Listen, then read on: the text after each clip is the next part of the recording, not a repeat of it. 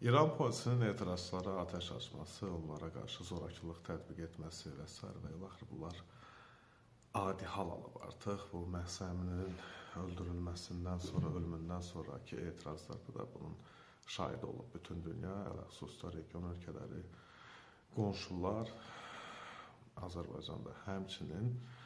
Amma politologlardan biri paylaşım eləmişdi. Facebookda gördüm, gözüm sataşdı. Dəqiq xatırlamıram ki, paylaşım eləmişdi.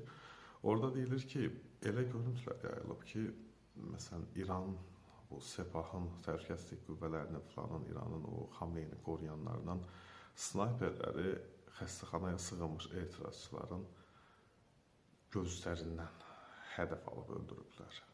Ən azı 400-ə yaxın insanı. Dünən gecə saatlarında xarici mediada yayılan məlumata görə ölü sayı İranda 3000-dən çatmışdı, amma ölü sayı əlbəttə ki, bu 3000-i də keçib yəqin ki. Həbs olunanlar da İran tərəfi rəsmi açıqlamışdı ki, 297 terrorçu qiyamçı nəzərdə tutulurlar, yəni çevriliş eləmək istəyənlər həbs olunub. Amma RANA kimi hüquq müdafiəsi agentlikləri, xəbər agentlikləridir, həm də onlar yaymışlar ki, 550 nəfər təkcə Sistan və Bəlucistan vilayətlərində, 3-4 şəhərdə hələ bu qədər adam saxlanılıb, onlardan 350-si həbs olunub. Bu həbs olunanların da çoxu edama məhkum olunacaq əlbəttə ki, bu rejim hakimiyyətdə qalarsa, hakimiyyətdə qalmazsa kim gələ bilər hakimiyyətə?